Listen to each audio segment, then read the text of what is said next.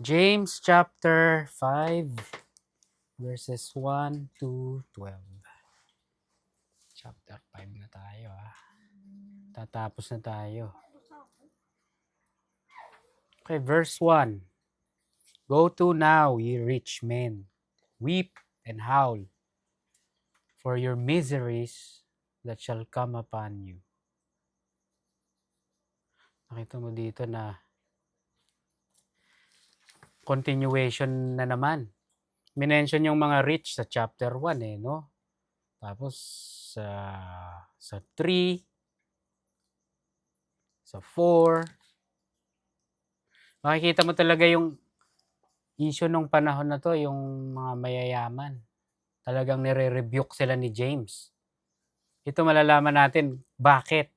Tsaka malalaman natin na dangerous. Dangerous yung yaman generally. Pero makikita natin dito yung specific na anong klaseng yaman yung delikado. Kaya dito sa verse 1, weep and howl for your miseries. Weep and howl for your miseries. Sa mata nitong mga rich men, okay sila, no? Walang problema, no? Natatandaan niyo yung sa Revelation, no? You thought you're rich, no? Tandaan niyo last time. But I counsel you to buy, no? Gold from me, no? And then the ointment for your eyes so you could see. Hindi nila nakikita Hindi nila nakikita na yung tunay na kondisyon nila. Especially sa mata ng Diyos. Bulag na sila kasi napag-aralan natin yung di ba? Napag-aralan natin ng konti yung dangers ng riches. Dahil nakakabulag yun. Nakaka-distract, nakakabulag. Doon na mapupunta yung mo. No? Yung focus mo, yung trust. Yun na nagpapaligaya sa iyo. Pero ang katotohanan itong sinasabi, weep. Ano yung weep? Yak. Weep. Weeping. Mourning. And weep and howl. Makikita mo yung picture ng sadness dito. Nakarinig na ba kayo ng iyak na parang Hagulgol. Oo, howling. Yan yung howl dito. Di ba yung howl? Parang wolf. Pero sa iyak. Ganun. For your miseries that shall come upon you. Nakita mo yung naka-attach na promise kapag distracted ka, kapag focus ka sa earthly riches. There's gonna be misery. Miseries shall come upon you. Ano yung misery? Alam mo yung misery, Jason? Parang Google mo. Miserable daw. Parang malulungkot ka. Malulungkot ka. May darating na misery, kalungkutan sa'yo. Ano? Unhappiness. Ano pa? Physical and mental pain. Physical and mental pain. Misery. So, sinasabi sa rich men, no? Miseries that shall come upon you. Yung comfort na binibigay ng temporary riches, that's it. It's temporary. Naintindihan nyo? God, through James, is warning His people na sa kada comfort na binibigay ng mga earthly riches, may susunod sa iyo. May susunod sa iyo na It's like, It's like there's a consequence or consequences kapag pinursu mo yung earthly riches. Makikita mo dito na, makikita natin, malalaman natin bakit. Bakit ganun? Pero ito yung hint. Kasi yung attention mo kay God na dinidemand niya, na ginugusto niya 100% sa kanya, oo, divided ngayon yung focus mo, yung attention mo. Naiintindihan niyo? Ayaw ni God nun, sasabihin ko sa inyo.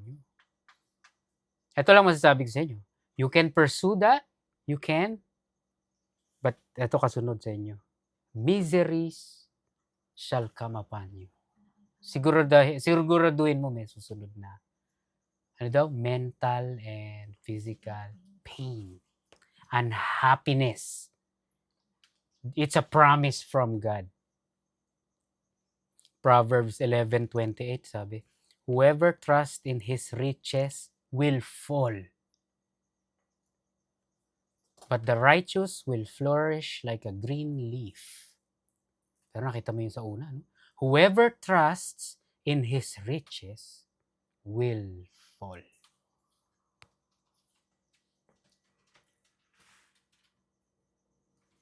May promise. Luke 6:24. But woe to you who are rich. Search mo ang meaning ng woe, Jay. Woe to you who are rich, for you have received your consolation. ESV. Luke 6:24. Ano yung woe? Great sorrow or distress. Great sorrow or distress. Ano pa? Ano pa? Trouble. Trouble. Great sorrow, distress, trouble. Yun yung sinabi dito. Woe, yun ang ibig sabihin ng woe. Woe to you. Ano yung woe? Distress, trouble, ano pa? Ayan pa. Inconsolable grief. Inconsolable. Grabe, you're gonna get in a lot of misery. Kanino daw? Woe to you who are rich.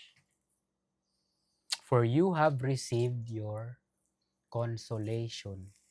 You basically got your reward here on earth. Sa totoo lang, i-enjoy mo na yan. Sige, gusto mo yan? I-enjoy mo na yung riches mo. I-enjoy mo na yung satisfaction, yung comfort na nakukuha mo. Because that's it. That's your consolation. That's what you get here on earth. Ayaw mo ako, that's what you get. Pero guess what? No? Proverbs 11:26. No? Whoever trusts in his riches will fall. So verse 1 ng James 5, no? Miseries that shall come upon you. Ito mo. 1 Timothy 6:6 up to verse 12. 1 Timothy 6:6 to verse 12. But godliness with contentment is great gain. Godliness with contentment, contento, is great gain. For we brought nothing into the world, and we cannot take anything out of the world. Pinanganak tayo dito, wala naman, no? Wala naman tayong possession. Pinanganak tayo, di ba? And we cannot take anything out of the world. But if we have food and clothing, with this, we will be content. Yun lang naman yung kailangan natin, di ba? Food and clothing. Verse 9. But those who desire to be rich fall into temptation, into a snare. Ano yung snare? Trap. Patibong. Huh? Those who desire to be rich will fall into temptation, into a snare, into many senseless and harmful desires.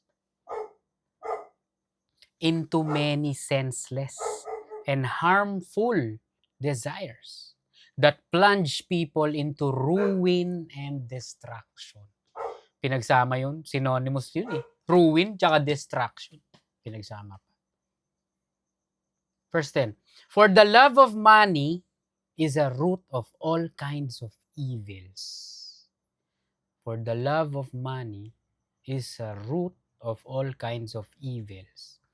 It is through this craving that some have wandered away from the faith and pierced themselves with many pangs. But as for you, O man of God, flee these things. Pursue righteousness, godliness, faith, love, steadfastness, gentleness. Fight the good fight of the faith. Take hold of the eternal life to which you were called and about which you made a good confession in the presence of many witnesses. Balik tayo sa verse 10. No? For the love of money is a root of all kinds of evils. It is through this craving that some have wandered away from the faith and pierced themselves with many pangs or pains or troubles, hardships. Makita mo to? Dahil daw sa craving na at saka love of money, desire to be rich. Through that, some have wandered away. Ano ibig sabihin nun? Tumiwalag. Tumiwalag na. Kumaliwa at kumanan na. Imbis na papunta na eh. Wala na. Na-distract. Na-distract na sila. Diba? Nakikita mo yung maaaring mangyari. Verse 2. James 5:2. Your riches are corrupted and your garments are moth-eaten.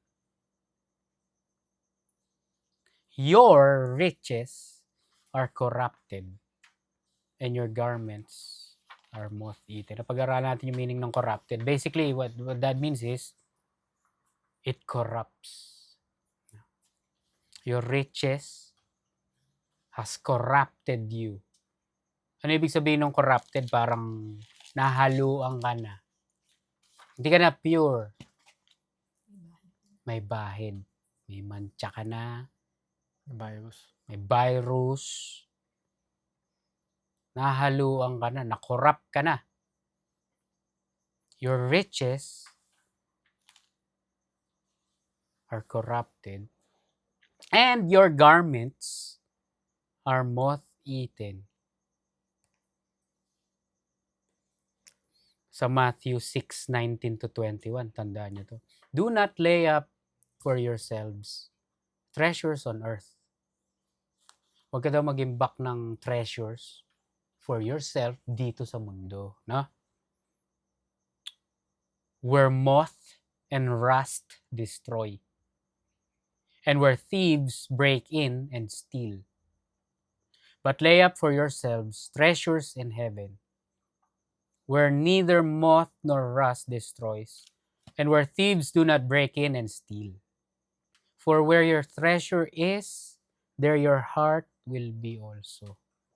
Dito parang makikita mo, ang sinasabi dito yung ang corrupted, yung ang kinain ng moth, ang dinestroy ng rust is yung treasure mo eh. Parang yun ang sinasabi dito eh, your treasure.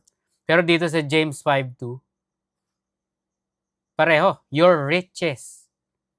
Your riches. Pero, sa Job 13:28, ginamit yung word dito. Similar words. Job 13:28. Man wastes away like a rotten thing, like a garment that is moth-eaten. Doon sa Matthew 6, tsaka sa James 5:2, riches yun, no? Pero dito sa Job, it is the man. It is the man that is a rotten thing. That man is like a garment that is moth-eaten. Isaiah 59. 50 verse 9. Behold, the Lord God helps me. Who will declare me guilty? Behold, all of them will wear out. Alam mo, all of them, is talking about tao. All of them will wear out like a garment. The moth will eat them up. So, hindi lang riches ang rotten, destroyed, corrupted. Ikaw yun. Base dito sa Job 13:28 at Isaiah 59. Naintindihan nyo? Wala ka na. You are the one that's rotten and you are like a garment na kakainin ng moth. Alam niyo yung moth, di ba? Gamo-gamo. Yung gamo-gamo, hindi yun basically yung kumakain. Yung larvae nun ang kumakain. Yung bulate na. Oo. Kasi ang pagkain nila, natural fibers. Yung protein ng wool, ng silk, ng fur, ng mga damit. Pagkain ng ano yun, ng larvae ng moth. Ewan ko kung nakakita na kayo sa damit niyo. Minsan, mga tinago niyong damit, no? Butas. Nabutas na. Paano nabutas? Nakatago. No? Yun ang ibig sabihin nito. Yun ba yung ano? Surot? Sinurot? Okay ba naman? Ang pagkakalam ko sa surot, hindi. Ang pagkakalam ko sa surot, ano yun? May insekto na parang may mga legs siya eh. Oh, yeah. Pero yung larvae form nun, yun yung ano. Tingnan natin, ha. Ito. Ganyan. Pumupunta sa mga damit, kinakain nila yan. Because this is made of silk, fibers, protein. Galing sa halaman yung mga damit natin, di ba? O cotton, kinakain nila yan. Oo. So pagkain nila yun. So nakita mo, yun nga, no? Tinatago na nga natin, nabubutas pa. Ang sinasabi sa Matthew, tandaan nyo, Matthew 5:6-19. Do not lay up for yourself treasures on earth where moth and rust destroy. Ano pa? And where thieves, mga magdanakaw. Dito sa earth, pag nag-imbak ka ng treasure, pwedeng mawala eh, di ba? Pwedeng manakaw, pwedeng masira, pwedeng kainin ng moth, pwedeng kalawangin. No? Kunyari yung cellphone mo, hindi forever, masisira. Bibili tayo ng mga mamahaling bagay, masisira. Hindi magtatagal. No? Pero if you lay up for yourselves treasures in heaven, yun yung treasure na forever. No? In-encourage tayo ni God na yun dapat ang ano natin. Priority. Or motivation. Bakit na-mention yung garments dito? O sa ibang translation, raiment, no? Damit. Kasi yung mga mayayaman, at least hanggang ngayon, di ba? Minsan malalaman mong mayaman yung tao pag nakita mo yung damit. Branded. O branded. Quality. Expensive. No? Sa Matthew 11:8, NLT. Or were you expecting, this is talking about John the Baptist. No? Tinanong ni Lord yung mga tao, were you expecting to see a man dressed in expensive clothes? No. People with expensive clothes live in palaces. Alam ni Lord, no? Alam ni Lord na yung mayayaman, they belong in the palace, mga mayayaman. No? John the Baptist is not like that. Side note, no? Kaya si Lord, nung dumating, ni-reject nila eh. Kasi bakit? If you're sent from above, bakit ang hirap mo? No? Bakit? Wala siyang ano daw, di ba? Foxes have holes, no? Son of man, siya, wala. Ano mga, yung iba may unan siya, bato, no? Ano tanong mo? Ano daw yung factors of homes? Kinukumpara ni Lord yung sarili niya. Kung yung mga facts nga may tirahan sila, mga holes. Tapos yung ibang tao may unan sila, malambot. Pero sinabi ni Lord, ako basically mahirap. Kung yung facts may tirahan, may holes, ako wala.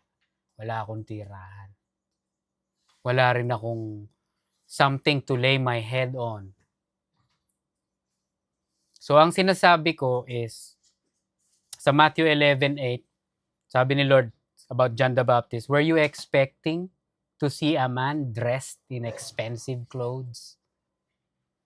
Dito mo makikita na one reason bakit nila ni-reject and in the end, pinatay si Lord.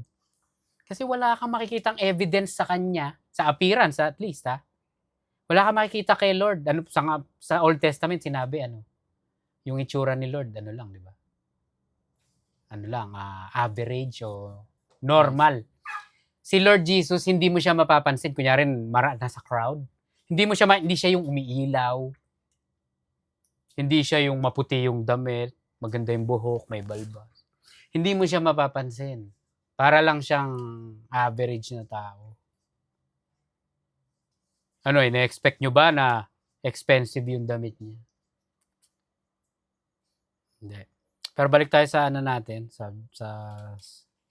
yung damit, no? Parang symbol 'yon ng kayamanan. Verse 3. Your gold and silver is cankered or corroded. Your gold and silver is corroded. And the rust of them shall be a witness against you. Usually nagkaka-rust ang kapag hindi gumagalaw, kapag hindi ginagamit. Kinakalawang. So what this tells us is nag-iimbak, no? Nag-iimbak ng yaman. Sabi dito, and the rust of them, ng mga treasures mo, gold and silver, shall be a witness against you. And shall eat your flesh as it were fire. Ye have heaped treasure. Nag-ipon ka ng treasure together for the last days. Maganda yung NLT version nito. Your gold and silver are corroded. The very wealth you were counting on will eat away your flesh like fire. This corroded treasure you have hoarded will testify against you on the day of judgment. Magiging ebidensya yun. Yun ang mga evidence na wala ang attention mo kay Lord. Ito evidence, yung mga riches mo. Talk about being in the court of law, no? In front of a judge, no? Para mapaniwalaan yung testimony mo, kailangan may evidence, di ba? Etong mga mayayaman, na yun ang Diyos nila, yung yaman nila. Ang ebidensya nun is, in the day of judgment, is yung riches nila. That they have hoarded. Inipon nila, no? May ebidensya. Nakikita mo dito yung warning, no? May warning ka na. May ebidensya pa. Papakita yung switch mo, no? Ito yung ebidensya, oh. Diba? Ano tanong mo? Pag sinabi nga, bigay ni Lord lahat yan. Nako. Sabi sa'yo ni Lord. May may sasabihin ka pa eh. Kinikiliti mo lang ako eh. Tigilan mo yan. Diba? Kasi ang danger ng riches, it gives you false assurance. No? false sense of assurance, false sense of peace. Tapos yung loyalty mo mag-shift. Yung loyalty mo, yung faith mo kay God, yung attention mo, mapupunta sa riches, mapupunta sa earthly treasures. Nandun pa yung danger na mapupunta rin sa iyo, no? Actually, primarily, nasa iyo, sa iyo na. Ikaw na. You become your own God, no? Inisip mo na lang yung sarili mo, yung happiness mo, yung contentment, yung satisfaction, yung assurance, yung reliance. Imbis na mag-rely ka kay God, 100%, wala. Kampante ka sa buhay kasi nakikita mo yung resources mo. No? Wala, naisip ko lang ngayon. Parang kunyari si Iron Man. No? Si Iron Man is nothing, di ba? But when he's in his suit, you guys are dead. No? Eh, ang dami ni Iron, mayaman siya, di ba? Tapos ang dami niyang suit eh. Fit for the occasion. Gusto mo, sino kalaban natin? Malaki? Gagamitin niya yung Hulkbuster. He would rely on that. He would rely on his empire, no? May tower pa siya eh. No? Siguro yung mga ilang members ng Avengers doon na nakatira eh. Sakot niya lahat yun. Mayaman siya eh. Ha? Oo. Pero nakita mo yung picture nun. No? Magre-rely siya sa resources niya. Ayaw ni God na ganun tayo. Ayaw ni God na ganun tayo. Kapag if we're faced with troubles, ano agad naiisip natin? Kaya ko diskartehan to. May ano ko eh. May ganito ako. Kaya ko anuhin to. No? Imbis na ang iniisip natin, si Lord, no? Kapit kay Lord. Use God as shield. Look on God and say, Lord, I trust you. Hindi. Imbis na gano'n eh, tumitingin ka na sa mga ano mo, no? Sa kakayahan mo, sa mga pag-aari mo. Yun ang ayaw ni God. Kaya ngayon binibring up na naman tong riches na to. No?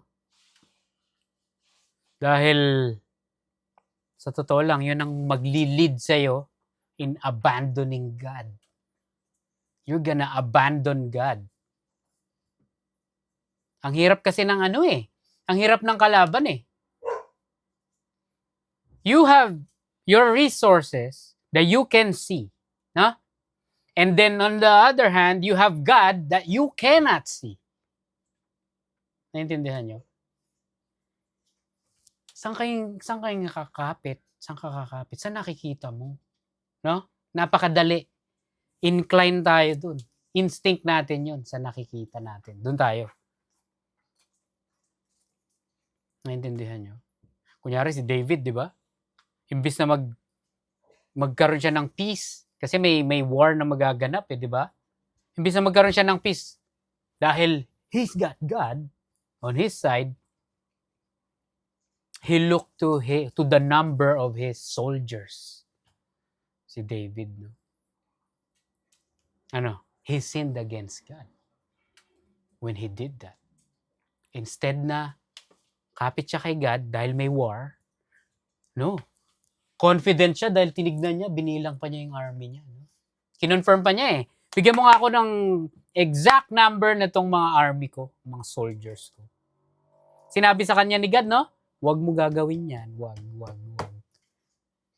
Ay para makatulog si David ng nakangiti at may peace. Pinabilang niya. Tapos nung nag-report na, ang number ng army mo is halos kalahating milyon. Si David, wow, ayos. Yun, nagalit si God. Na? Sabi ko sa'yo, naiintindihan niyo yung sin saan naganap? Sa utak naganap. Sa utak naganap yung sin. Napag-aralan natin yung Matthew. Doon pa lang, ginajudge na ni God, no? The thoughts and the intents of the heart and the mind. Kaya kung magkakaroon tayo ng mga problema dito, hindi dapat tayo. Sinabi kanina sa Timothy 6. But you, oh man, no? We don't do that. Sa lahat ng nangyayari sa atin, we think about God. We rely on God. We hang on to Him. We cling to Him. We, ano yung word dito? We consult Him. Naintindihan nyo? Sa totoo lang, ang buhay natin, araw-araw ganun. If you're a believer, you have to ask God para matuto kayo na ganun.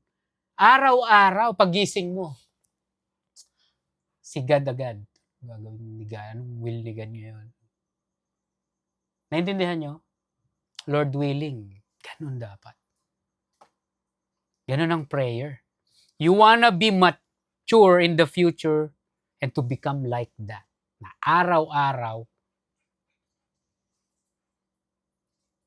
kasama mo siya. Para kang, kunyari, pag may bata na masyal kayo sa mall, may bata, no? Yung anak mo. Nakakapit sa iyo yung anak mo palagi. No? Tapos magtuturo yun, kanino siya magtuturo? No? Tuturo siya, tapos titingin sa iyo. Dad, gusto ko nun. Mom, gusto ko nun. Mom, pwede ba? Ma, dapat ganun tayo araw-araw. Naintindihan niyo? Especially sa spiritual war, spiritual battle. Kunyari, yung mga problema, no? Hindi natin siya nakikita eh. That's the challenge. Pero doon ngayon na-exercise yung faith. It's something that you can't see. Naintindihan nyo? Sa gym, doon na-exercise yung physical na muscles. Sa gym, no? Pero yung faith natin, spiritual muscles, if you want, na ano yun, na-work out yun. Kapag wala tayong kinakapitan. Naintindihan nyo? Doon siya lumalakas. Magiging ano ngayon yun? Magi-snowball yun. The more you practice that in your life, as lifestyle, norm, naintindihan nyo? Magiging ano na yun, normal na sa'yo. Kunyari, aksidente ka. Sino ano iniisip mo? No? Ay, naku, may insurance ako. Ay, okay lang to kasi, insured. Tapos, papalitan ko na rin naman yung kotse. Bibili ako bago. Okay na yan, okay lang. Dami mo na kagad niya. Naiintindihan nyo? Imbis na, mapangiti ka. Ano yung, hindi ko alam eh. Hindi ko alam kung this is the will of God. I got into a car accident. But I trust you. Kung ano yung mangyayari, mag-unfold, it's up to you. Intindihan nyo? Imbis na, ay, okay lang yan, insured to. Binayaran ko yung mahal ang binayad ko sa insurance. Sagot, mako-cover lahat ng mga ano ba tama, no? Intindihan nyo? Sample lang yun, no?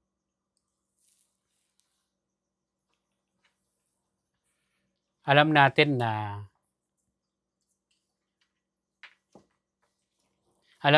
na saved tayo by how? Faith. By faith. No? If we are saved, ito tanong. If we are saved by faith, ano ang hindi makakasave sa atin?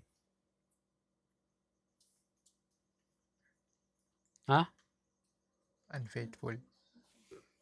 Lakasan mo? Unfaithfulness. Unfaithfulness. It's the opposite. Ano magsasave sa'yo? Faith. Anong hindi magsasave sa'yo?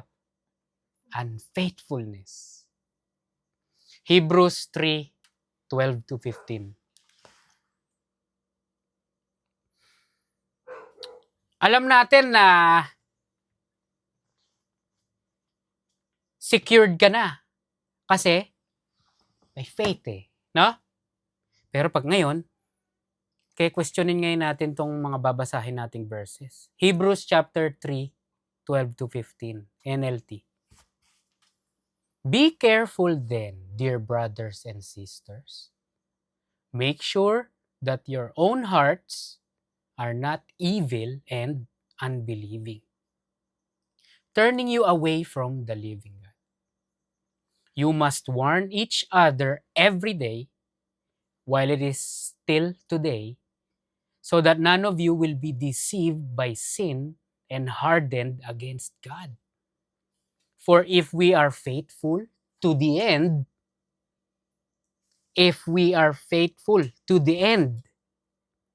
trusting God just as firmly as when we first believed, from the beginning to end, faithful, we will share in all that belongs to Christ. 15. Remember what it says? Today, when you hear His voice, don't harden your hearts as Israel did when they rebelled. Pero nakita mo yung verse 14. No? 13. You must warn each other every day while it is still today, so that none of you will be deceived by sin and hardened against God. 14. For if we are faithful to the end, trusting God just as firmly as when we first believed, we will share in all that belongs to Christ. Anong nakikita nyo dito? It looks like it's conditional, ha? Paano tayo masisave? By faith.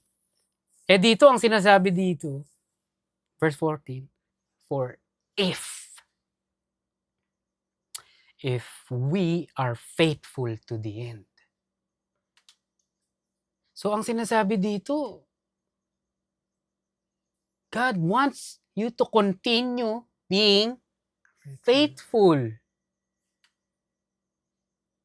Kunyari may asawa ka, no? Faithful ka sa asawa mo, no? Loyal, no? Pero pag hindi ka loyal, anong tawag sa'yo? Manloloko, cheater, ano pa? Unfaithful. Unfaithful. Picture nyo yung idea na yun. Ilagay mo kay God. Pinag-aralan natin last time. Nag-cheat ka with the world. Pag ang focus mo puro world, pag-aralan natin, that is unloyalty. That is unfaithfulness to God. That is cheating.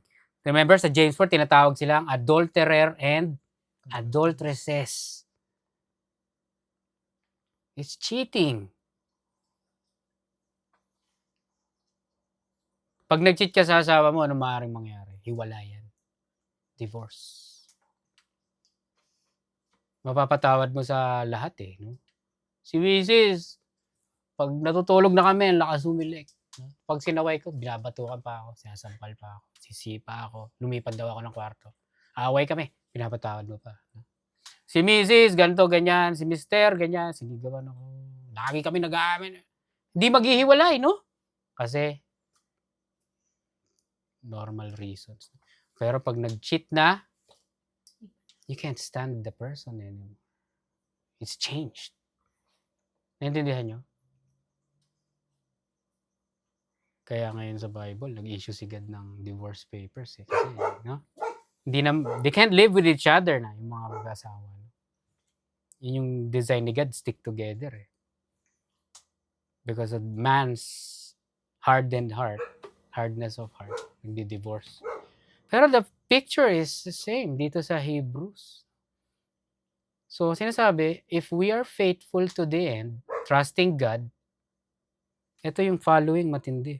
Just as firmly as when we first believed. Hindi ka nagbago from the beginning. Firm from the when you first believed. Naintindihan nyo? Gusto ni God ganun. To the end. Naintindihan nyo? Mukhang may nakabuntot na danger dito sa Hebrews 3. Punta tayo, Hebrews 3,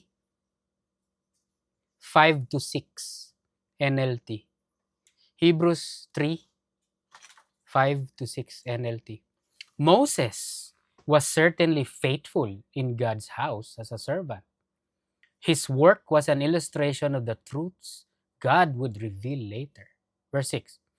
But Christ, as the Son, is in charge of God's entire house. Si Lord Jesus daw, no? But Christ, as the Son, is in charge of God's entire house. And we are God's house. Tayo, no? We are God's house, the church. Ayun na naman, if we keep our courage and remain confident in our hope in Christ. Basically, faith. So it's this, nakita nyo? May if palagi. Dito sa mundo sasabihin, you're gonna be saved if you continue with your good works. Dito sa mundo, no? False teaching, no? You're gonna be saved if you continue doing good works. If you continue to be a good person, if you continue to be a righteous man, you will be saved by works, no? Pero guess what? I mentioned that's false, no? Pero this is the truth. The truth is salvation by faith in Christ, no? Kaso, anong sinasabi sa Hebrews? It's a continued faith. Naintindihan nyo? Yun ang sinasabi dito. That's not my word. Sa Hebrews 3:12 to 15, may if. Sa Hebrews 3:5 to 6, may if. If we are faithful to the end. Dito naman, if we keep our courage and remain.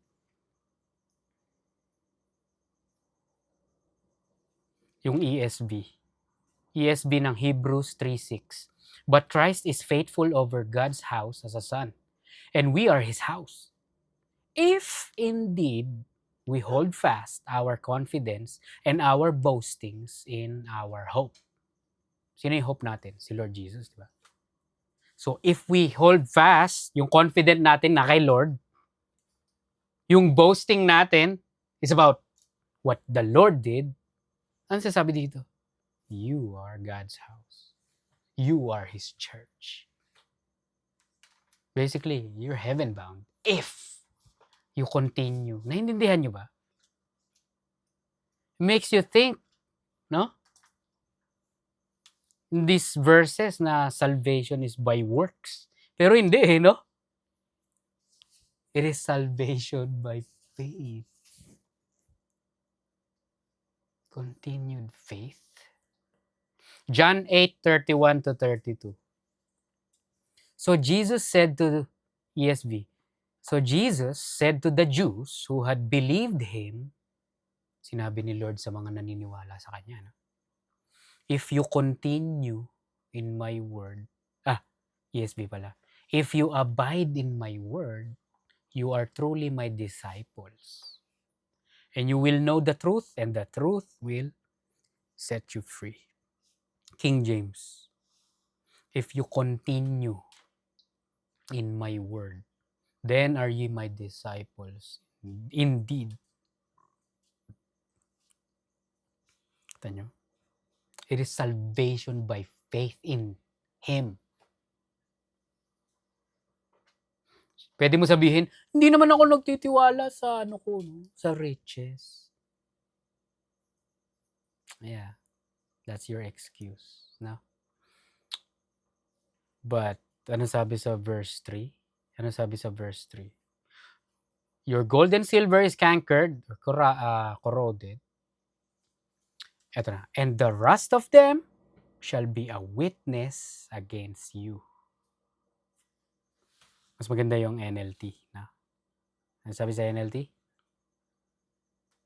This corroded treasure you have hoarded will testify against you on the day of judgment. Sasabihin mo, hindi naman ako nagtitiwala sa mga riches ko. Hindi naman, syempre sa salvation, hindi naman riches ang pinag-uusapan. I trust the Lord, no? Pero guess what? Yung mga inimbak mo, the treasure that you hoarded, is gonna be used against you. Yun ang ebidensya na, okay. Hindi pala, ha? Anong tinutukoy ngayon doon? Yung faith mo, yung loyalty mo, yung focus mo, yung worship mo. Tandaan niyo yung meaning ng worship? Ano yung meaning ng worship? Worth. Yung root word nun is worth. Your riches that you've hoarded is worth more attention. It's worth more focus. It's worth more prioritization than God. And that's what you worship. Because it's worthy of you. Naintindihan nyo? Doon ka ngayon yari kay God. Yeah. You're looking to the future, saved ka na, no? Kasi you trusted in the Son, no? But guess what? Yung buhay mo dito, yung firstly, when you firstly believe, if that continues to the end, nakikita nyo, God wants a stable, consistent. Base sa Hebrews, ha? Nakakatakot siya. Naintindihan nyo? Ang sinasabi, what if? Sige. What if I don't continue to the end? The faith. You do the math. Naintindihan nyo? Ano sabi sa Hebrews? You do the math. It's dangerous. It's dangerous to be having your hearts divided. 1 foot dito sa mundo, 1 foot. Save na ako. Pero save na ako, so pwede ko na dangerous. James 5:4. Behold, the hire of the laborers who have reaped down your fields, which is of you kept back by fraud, crieth. And the cries of them which have reaped are entered into the ears of the Lord of Sabbath. Punta tayong ESV. Behold, the wages of the laborers who mowed your fields, which you kept back by fraud. Talking about the wages. Makikita nyo na dito. They're crying out against you, and the cries of the harvesters have reached the ears of the Lord of hosts. Nakita mo ngayon yung issue dito. Yung pagiging, etong mayayaman. Yumaman to hindi dahil pinayaman sila ni God. Hindi dahil binless sila ni God. Yumaman sila by, ayan, no? Yung mga sweldo ng mga trabahador, mga laborers, they've kept back. Corrupt na mga taga-sweldo. The wages, tingnan natin NLT. For listen, hear the cries of the field workers whom you have cheated of their pay. The cries of those who harvest your fields have reached the ears of the Lord of heaven's armies. Grabe. Nakita niyo yung nangyari dito? Nakita niyo tandaan niyo sa James chapter 2, sa 3, sa 4, yung mga nasa taas, inaano nila yung mga mahihirap. Naintindihan niyo? Tatandaan niyo? Yung mahihirap, yung mga walang alam. They lord over them. And they are partial against them. Tandaan niyo? They mistreat them, they ignore them. Yun ngayon yung nakikita nyong picture dito. Pati yung mga laborers, wala silang kinukuha yung mga yung mga mayayaman lalong yumayaman, no? Basically, yung mahihirap lalong humihirap. They gained their riches by unjust ways, corrupt ways. Jeremiah 17:10-11. I the Lord search the heart and test the mind, to give every man according to his ways, according to the fruit of his deeds. Like the partridge, ibon to yung partridge. Like the partridge that gathers a brood that she did not hatch, so is he who gets riches, but not by justice. In the midst of his days, they will leave him, and at his end, he will be a fool. So, sa verse 11 ng Jeremiah 17, nakita niyo dito? Like the partridge that gathers abroad that she did not hatch. Itong ibon daw to yung partridge. May klase ng ibon na to eh. Ito yan, oh. Nanggagather to ng mga ibon na hindi naman niya hinatch. It happens in real life. Meron din yung mga ibon na nagdadayaan, no? Mag-ano kami, ikaw pisain mo tong itlog namin. No? Nagkakalokohan yung mga ibon. Pero meron naman netong klaseng ibon, it's a partridge bird. No? Hindi naman kanila, hindi naman kanya, hindi niya anak. He gathers them like it's hers. He claims it. No? Pero ano sabi? Ano sabi? Sa Jeremiah 17:11. So is he who gets riches, but not by justice. And in the midst of his days, they will leave him. And at his end, he will be a fool. So yung mga ginather niya na yon, ng mga anak niya, kanya daw, there's gonna be a day that they will leave him. So, ang connection dito is yung riches. Ito sa verse 4, no? Kinukuha niya yung mga pay, mga sweldo. No? Unjustly. But you're gonna suffer the consequences. Yun ang sinasabi dito.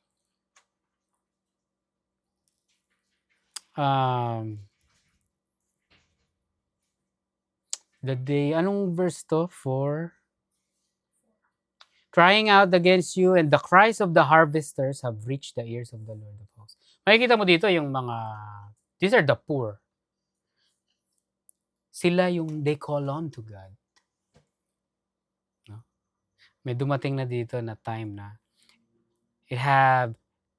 the cries of the harvesters have reached the ears of the Lord of hosts. Verse 5.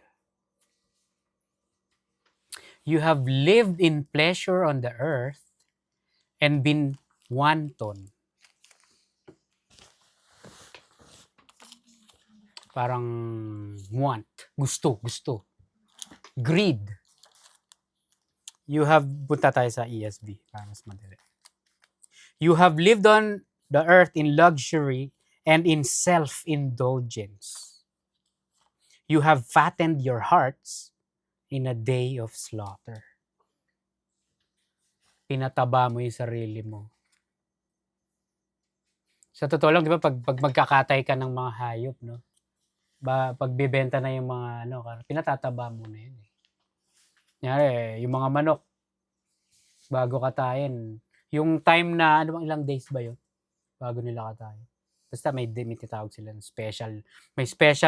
May susundin kang araw. Tapos may right time para i-slaughter yun.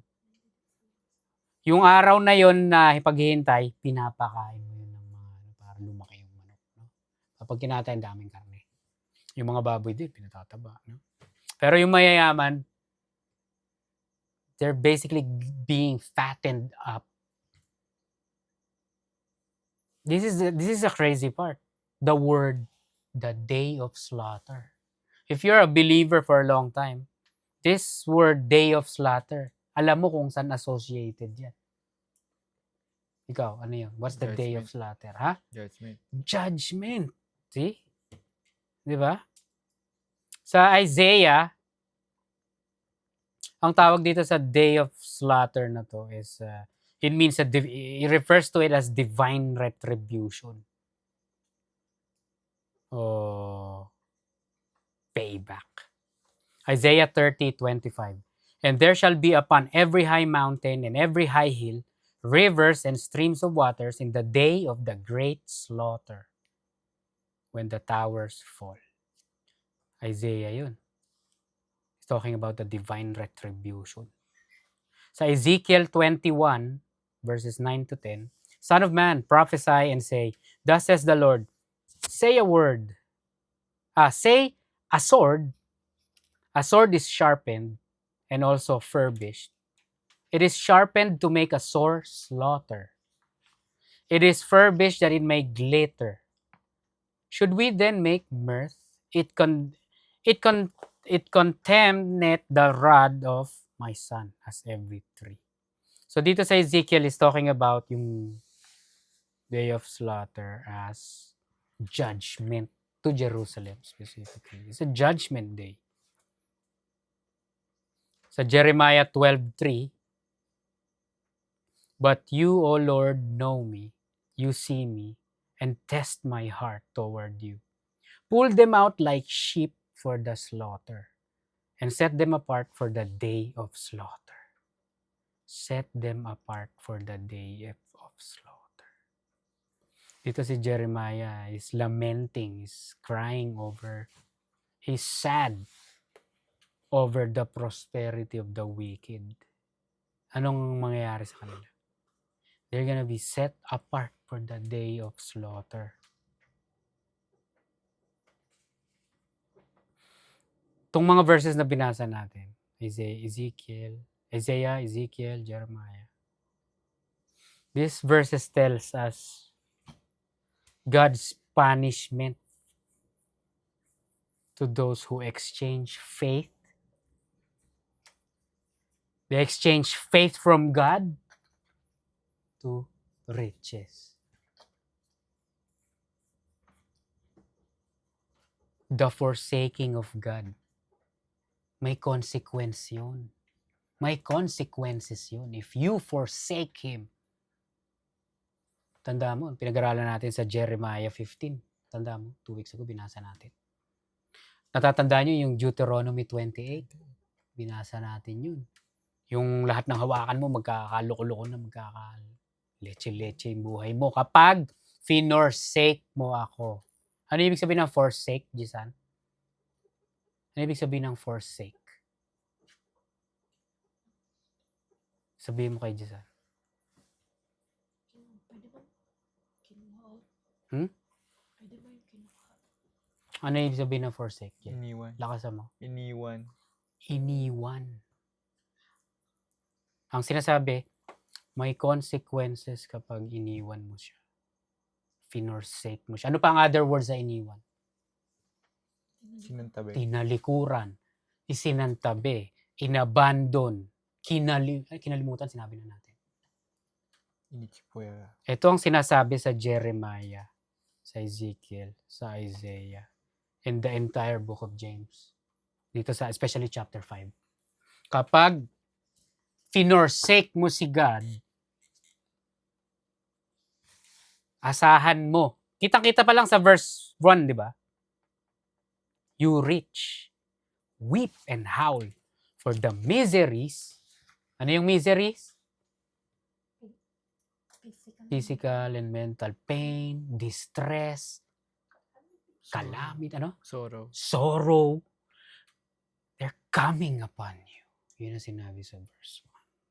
So, again, ang sinasabi dito, ang sinabi ko, may consequences kapag tinalikuran mo si God at pinagpalit mo siya sa earthly riches.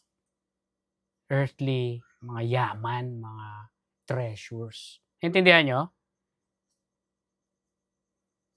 Basahin nyo. Kung gusto nyo basahin, alam nyo na yun eh. Deuteronomy 28, Jeremiah 13, 14, 15. Nagkalat sa Bible actually. Malalaman mo na na si God, He does not like those who forsake Him. Imaginein mo yun. Imaginein mo yun. Iniwan ka ng ano mo, no? Hindi na nagsabi sa'yo kung saan siya pupunta. Hindi na nagsabi sa'yo kung ano gagawin niya. Nakita mo na lang. Napansin mo na lang slowly yung attention niya sa'yo nawawala na. Yung focus niya sa'yo, not as firmly as from the beginning. Naintindihan niyo?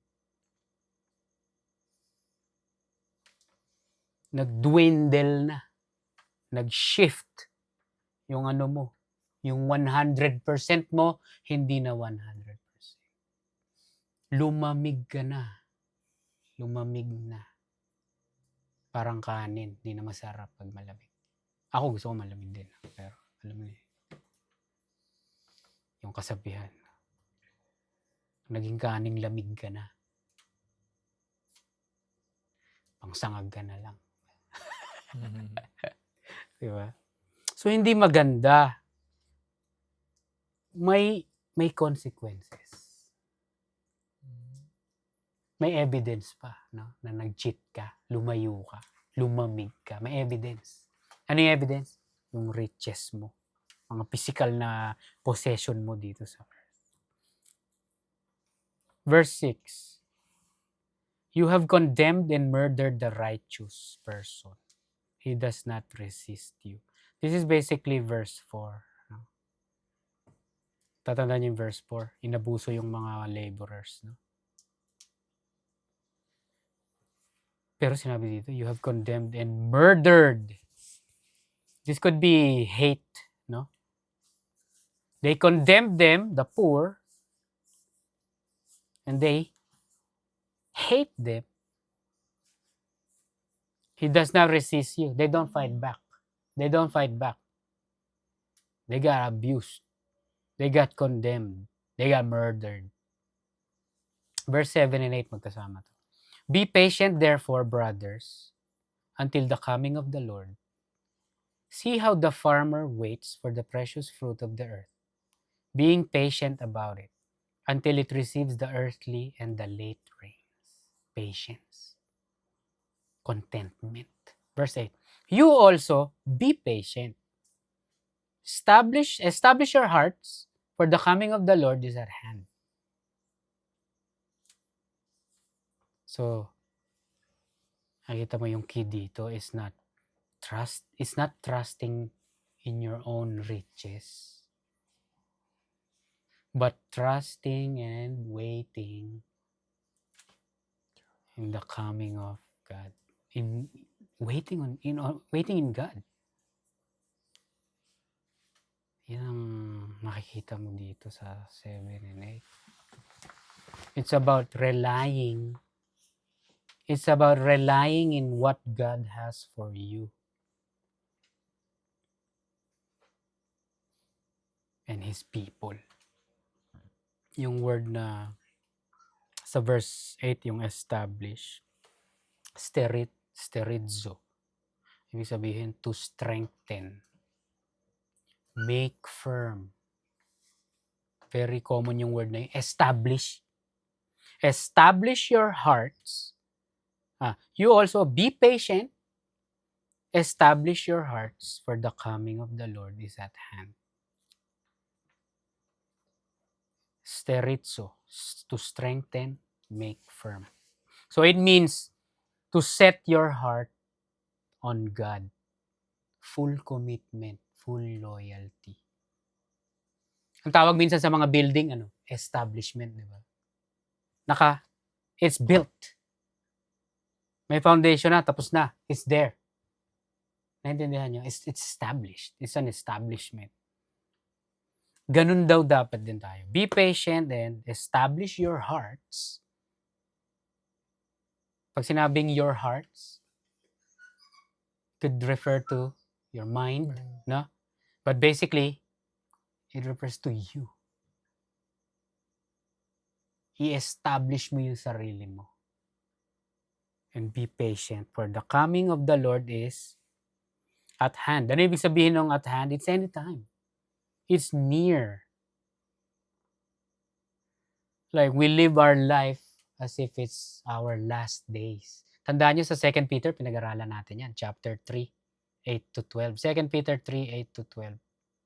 But beloved, be not ignorant of this one thing, that one day is with the Lord as 1,000 years, and 1,000 years as one day. The Lord is not slack concerning his promise, as some men count slackness, but is long-suffering to usward, or towards us, not willing that any should perish, but that all should come to repentance.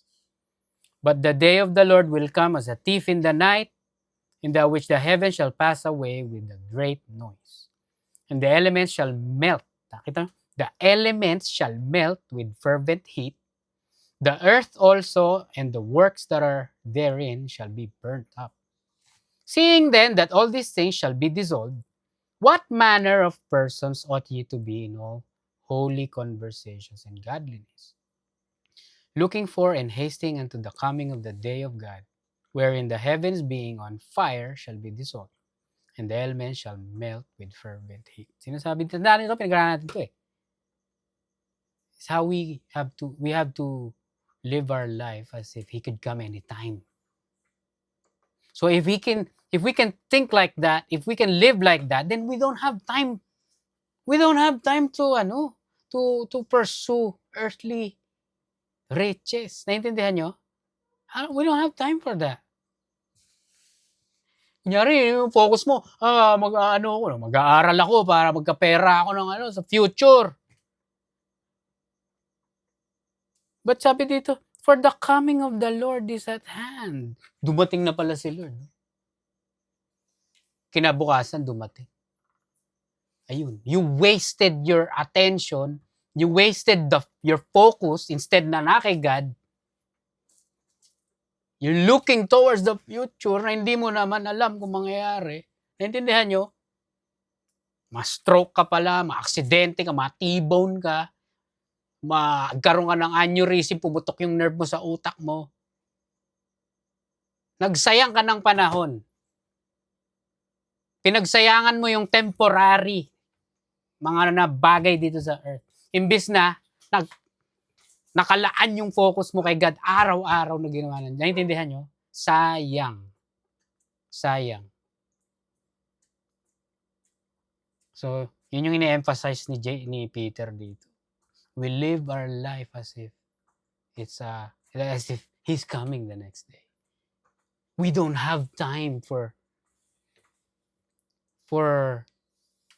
being consumed, having our attention locked by the things of this world. Naintindihan nyo?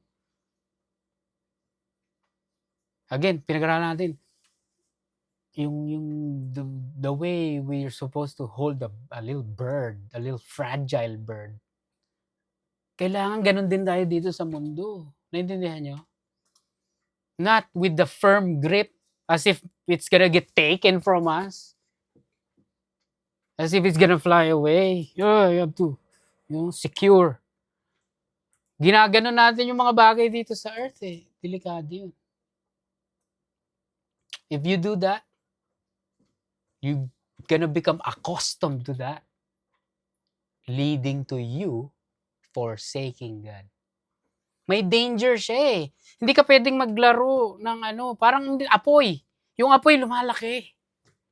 Naintindihan nyo? Lumalaki. Ganun din. Sige, maglaan ka ng bagay dito sa earthly things. Ang sinasabi ng Bible, lalaki yun. It's gonna become an addiction. It's gonna become a motivation to get more. Tao lang tayo eh. Yun yung tendency natin. More. No satisfaction. Ayun na. Lumalamig na. Yung dating mainit. Yung dating passionate. Nag-dwindle away. It fades away. Naintindihan nyo? Delikado. Guess what? Again, there's gonna be consequences. Yan ang sinasabi dito. Parang sa modern slang, sinasabi, I promise you. I'm gonna beat you. I promise you. Ganyan yung mga itim, di ba? God is basically saying the same. Okay, you do that. You go after riches. I promise you. But I promise you, you are gonna get wrecked. You're gonna get destroyed. Merong mga nangyari nung mga mag-asawa, no? Common na yun eh. Pag nag-cheat, pinapatay nila. May familiar kayong narinig na gano'n? Nag-cheat, no? Pinatay. Wala na silang pakialam kahit makulong. Tapos na eh. Tapos na yung buhay nila eh. Their loved one is their life. Eh kung niloko ka, they kill them, they don't care, no remorse. I don't care, I'm going to jail. Wala silang pakialam. May ganun eh. Naiintindihan nyo? Biblically, parang nakikita mo yung picture na gano'n about God eh. Ano sabi sa Bible? For God is a jealous God. Hanapin mo nga yun, hanapin mo. He is a jealous God. That's crazy. Kunyari yung mag-asawa, bakit niya pinatay? Pinatay dahil nagselos eh. Minsan, alam mo yun? Anong nakuha mo na? Exodus lang. Pakibasa. Malakas. 25. I-quote, anong verses in everything? Exodus. Mention mo lahat. For God is a jealous God. Sige, basahin mo lahat.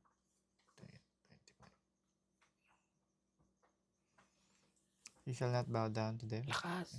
You shall not bow down to them or serve them. For I, the Lord your God, am a jealous God, visiting the iniquity of the fathers on the children to the third and fourth generation of those who hate me. Anong yan? Scripture? Exodus 25, verse 5. Exodus 20, verse 5. I'm a jealous God. Makikita mo dito yung wag daw gumawa ng mga idol, mga ano. Kasi I'm a jealous God. Ayoko nang may ibang nag-occupy.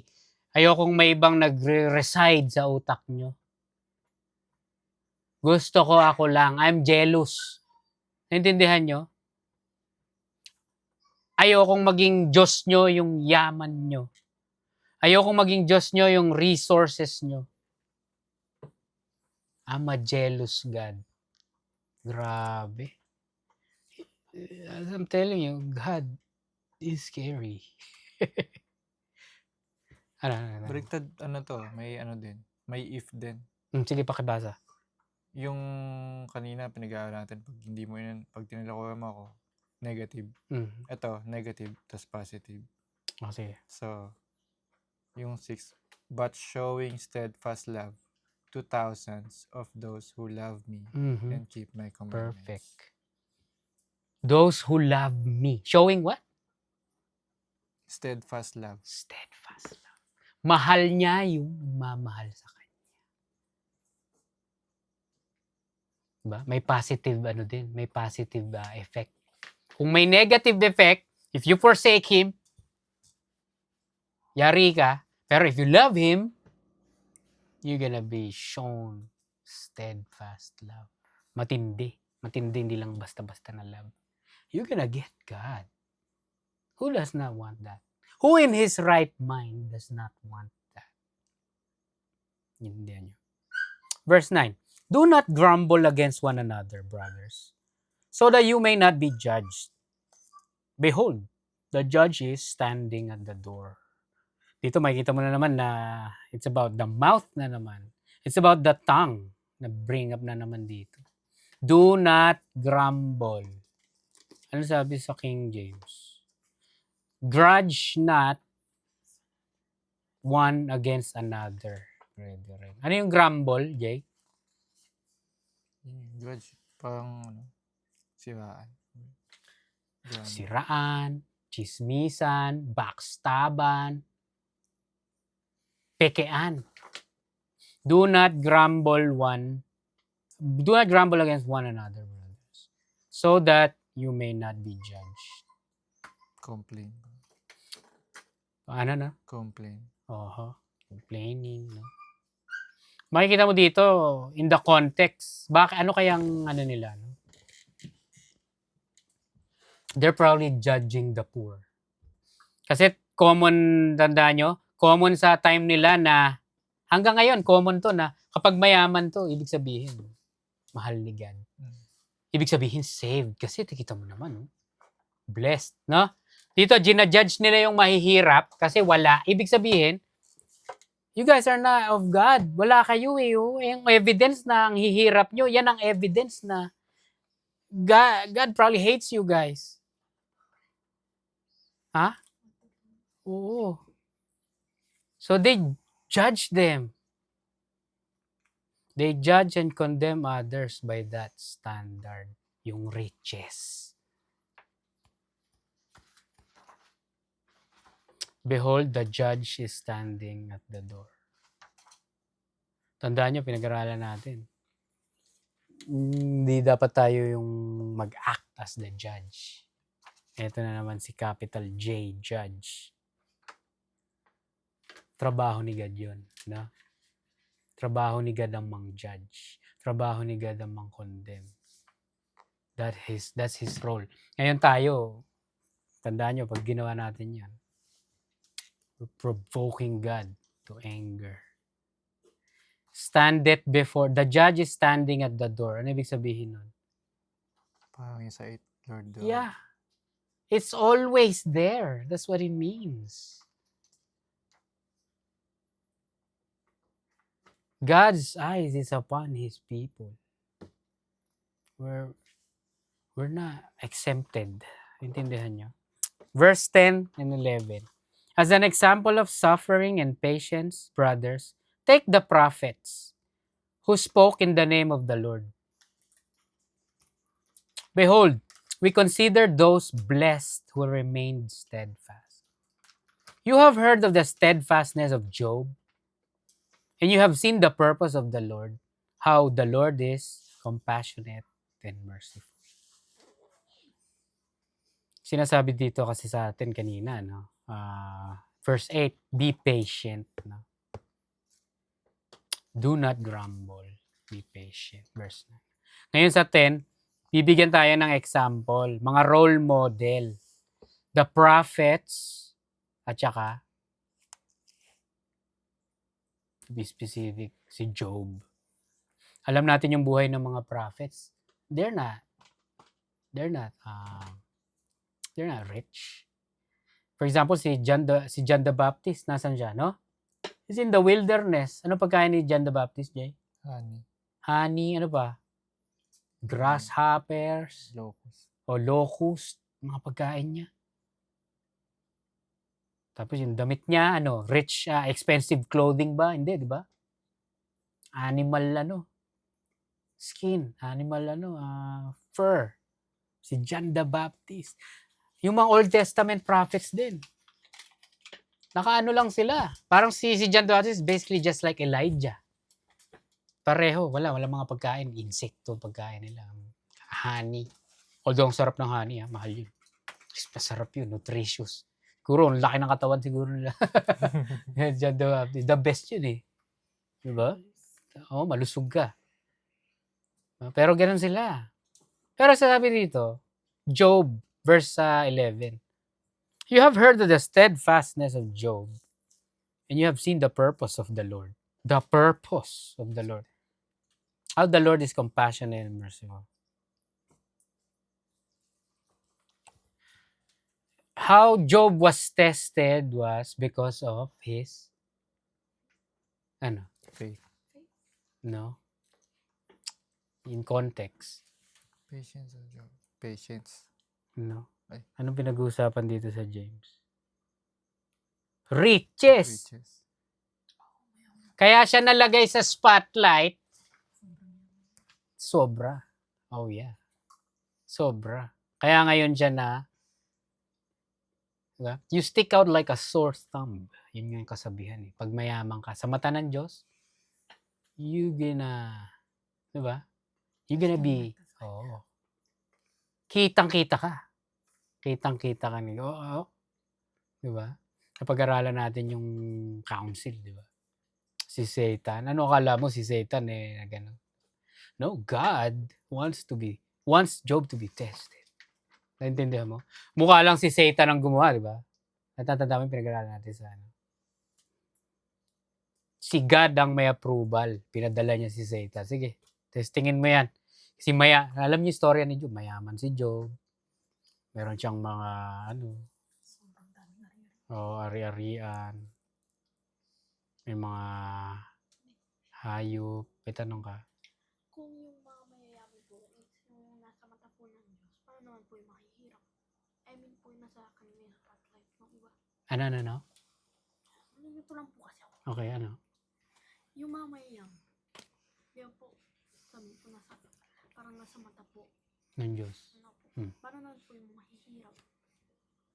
Ang problema kasi, this is what we're talking about. Ang problema ng mayaman, nawawala yung attention nila kay God. Paano po pag Yung mahihirap,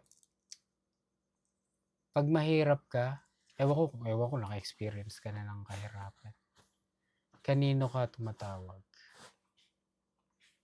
Kanino ka umiiyak? Kanino ka humihingi ng tulong? Kanino ka nagdadasal? Sino nilalapitan mo? Mahirap ka? Si God. So, kay God, hindi naman sa that's good na mahirap ka. Hindi. Hindi yun ang pinag-uusapan dito eh. Maging mahirap na lang tayo guys. Hindi dito yun inaano. Ang pinag-uusapan dito is yung faith. Naintindihan mo? Nawawala yung faith, yung focus ng tao kay God kapag mayaman na.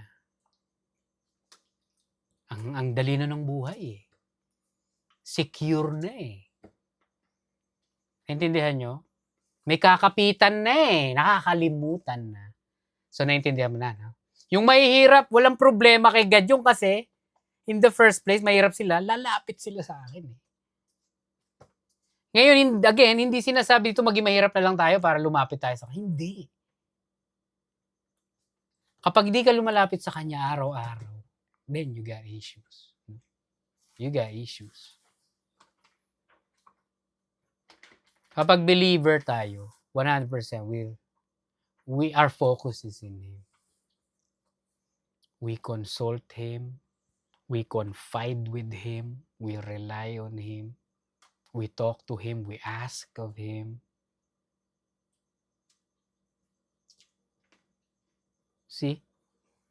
Kaya sa book of sa Corinthians, hindi daw maraming mayaman na saved eh. Tatandaan nyo. Not many are rich. Not many are rich. Not many. Dahil yung mga rich, distracted yung mga yan eh. Hindi nakafocus yan 100 kay God. May danger. So, tatanda mo, hindi sinabing lahat ng rich hell. Lahat ng rich. Hindi. Sabi, not many na save are rich. Kasi may mga iba namang mayaman na nakafocus pa rin kay God. Hindi issue yung yaman eh. Ang issue is pag nawala na yung focus mo, yung faith mo kay God. Yun ang issue. Hindi kino-condemn yung pagiging mayaman. Hindi kino-condemn yun. Ang sinasabi dito is dangerous yun, no? Ang sinasabi dito is mahirap. Mahirap yun. Magiging divided yung attention mo. Paano ka kumukuha ng pera? Trabaho. Ngayon, pag nagtrabaho ka, wala ka ng time. Pagod ka na, wala ka ng time. Imbis na pupunta ka pa sa study, pagod na ako. Wala na akong lakas. Alam ni God yan. I have to provide for my family. Alam naman niya. Ayun na. Divided na yung attention. Chichit ka na. In a way. Diba? So, ano nangyari kay Job? No? Na-test siya. He lost his livestock. 10 of his children, he lost. His physical health. crash. Yung mga servants niya, nawala. Sa Job 1:13-22, no? That's Job's loss. He got tested. Ang testing kasi, alam mo yung nangyari. Yung basically, yung quick summary sa Job chapter 1. Narinig mo na yun eh. Sinabi ni Satan kay God. Sinabi ni God kay Satan, have you considered my servant Job? Si Satan kasi nang testing. Na-consider mo na ba i-testing yung servant ko? Si Job? Ang sabi ni Satan, paraphrase lang. Wala akong time dyan. Mahal na mahal ka niyan. Magsasayang ako ng oras dyan. Kaso, mahal na mahal ka niyan kasi binigyan mo siya ng yaman. Sabi ni Satan, tanggalin mo yung yaman mo. Mumurahin ka niyan. He's gonna curse you. Nakita niyo yung danger nun. Minsan, tingnan mo, pag mayaman ka, that's probably the reason why you're enjoying God. That's probably the reason why you love God. Naintindihan mo? That's the dangers of being rich, of being blessed by riches. Mahal na mahal ako ni God. I love Him too kasi tingnan mo, binigyan niya ako ng ano. I love Him. Ang sabi ni Satan, tanggalin mo yan. Let's see kung mahal ka pa rin yan. Anong nangyari? Sabi ni God, you know what? Sige, testingin natin. Tanggalin mo lahat. Huwag mo lang siya papatayin. Tanggalin mo. That's what happened exactly kay Job. Si Job, mahal pa rin niya si God. Kahit nawala yung mga anak niya, nawala yung mga hayop niya, servants niya, his health, his riches. Ano nangyari? Na-blessed siya. Sa Job 42:10-17. When Job prayed for his servants, his friends, the Lord restored his fortunes. NLT. The Lord restored his fortunes. In fact, the Lord gave him twice as much as before. Then all his brothers, sisters, and former friends came and feasted with him in his home. And they consoled him and comforted him because of all the trials the Lord had brought against him. And each of them brought him a gift of money and a gold ring. So the Lord blessed Job in the second half of his life, even more than in the beginning. For now he had 14,000 sheep. Imagine mo to 14,000 sheep, 6,000 camels, 1,000 oxen, 1,000 female donkeys. He also gave Job 7 more sons and 3 more daughters. So 10 na wala, bumalik 10 din. He named his first daughter Jemima, the second Keziah, and the third Karen Hapuk. In all the land, no women were as lovely as the daughters of Job. And their father put them into his will along with their brothers. Yung yaman ni Job, para sa mga anak. Job lived 140 years after that, living to see 4 generations of his children and grandchildren. Then he died, an old man who had lived a long, full life. 4 na generation. Nakita pa niya yung apo ng anak niya. Yung apo ng apo niya. Blessed. Tapos yumaman. Galibo-libong hayop. Anong gagawin mo dyan sa hayop niya? Meron ka ng rack lamb for life, no? Meron ka steak, 1,000. May steak ka for life. No? Na-restore siya. No? Pero ano? Ano ngayon? Do we wanna test God? Do we wanna be like this?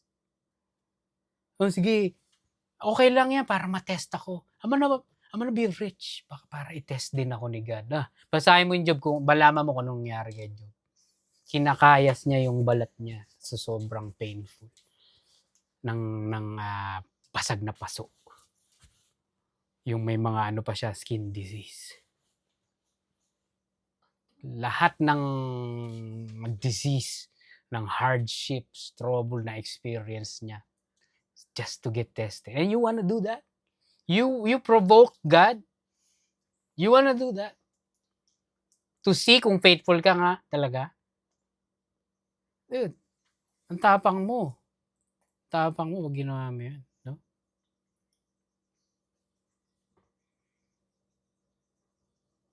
But guess what? Binring up yung prophets dito, tsaka si Job, no?